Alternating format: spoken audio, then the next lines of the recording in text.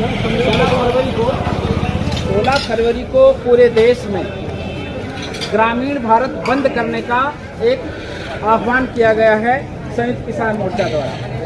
संयुक्त किसान मोर्चा जो पूरे देश में है, देश के 500 से ज़्यादा संगठन संयुक्त किसान मोर्चा में हैं। इसमें बेरोजगार मजदूर किसान यूनियन भी एक संगठन है।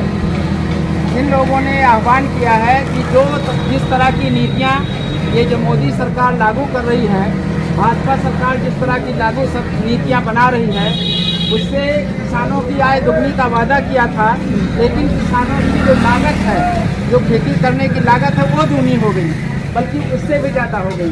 महंगाई दुगनी हो गई, लेकिन किसानों को आमदनी में कुछ खास इजाफा नहीं हुआ, लागत के हिसाब से बढ़ता गया। इसी तरह मजदूरों की हाल खराब होती जा रही है।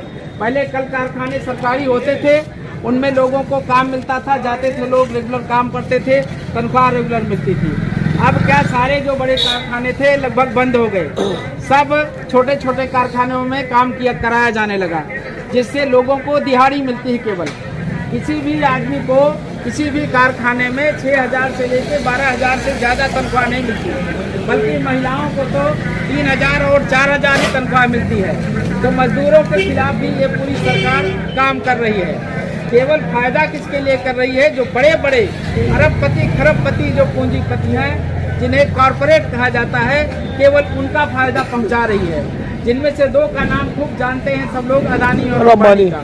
लेकिन अदानी और अंबानी से भी बड़ी या पूरी दुनिया की बड़ी बड़ी जो कॉरपोरेट कंपनियां हैं, जिन कंपनियों को जैसे ईस्ट इंडिया कंपनी थी, जिनके खिलाफ लड़ करके हम आज़ाद हुए थे, आज उससे भी बड़ी बड़ी दुनिया की कंपनियां हैं, वॉलमार्ट जैसी। तो उन कंपनियों को केवल फायदा पहुंचा रही है। उन्हीं की चारों तरफ माल बन रहे हैं, उन्हीं के घर में उन्हीं से आप सामान सब खरीदने के लिए मजबूर हैं। ये चाइना का विरोध करने की बात कहते हैं, वास्तविकता यह है कि पूरे देश में चाइनीज माल, चाइना का माल भरा पड़ा है। हमारे देश का 4 पैसा जो भी आप लोग कमाते हैं, सब वो फायदा इन्हीं, चाहे चीनी कंपनी हो, चाहे अमेरिकी कंपनी हो, चाहे यूरोप की कंपनी हो, उसी के जेब में जाता है। तो ये कहने के लिए देशी सरकार है, ये राष्ट्र का नाम लेते हैं, लेकिन राष्ट्रीय सरकार ये कहने की है केवल, लेकिन ये सारा काम बड़े बड़े देशी विदेशी जो पूंजीपति हैं उनके लिए करती है। इसी की खिलाफत संयुक्त किसान मोर्चा कर रहा है। प्राइवेटाइजेशन कर दिया सबका, तो हमारा कितना अहित हो रहा है इससे। महंगाई कहाँ से कहाँ पहुँच गई। इस मोदी सरकार ने पता नहीं क्या क्या नहीं कर दिया, और हमारी संविधान को ख़त्म करने के सारे ही प्लान बना रखते हैं। तो मैं एक कहता हूँ, हमारे किसानों के साथ सब लोग जुड़ जाएं और अपनी आवाज़ बुलंद करें। करोड़ों की संख्या में हमारे देश के अंदर बेरोजगार मजदूर निकल करता है, शिक्षा लेकर सड़क पर आ जाते हैं, उनको रोजगार नहीं मिलता है। तो क्या वो अपनी उनके अंदर हीन भावना पैदा होती है। इसलिए सरकार की तरफ ध्यान देना चाहिए। सरकार पूंजीपतियों को तो अधिक से अधिक लाभ देने को तैयार है, गरीब के लिए कुछ नहीं। हम और आप सभी छोटे मोटे किसान भी हैं, बेरोजगार भी हैं और मजदूर भी हैं।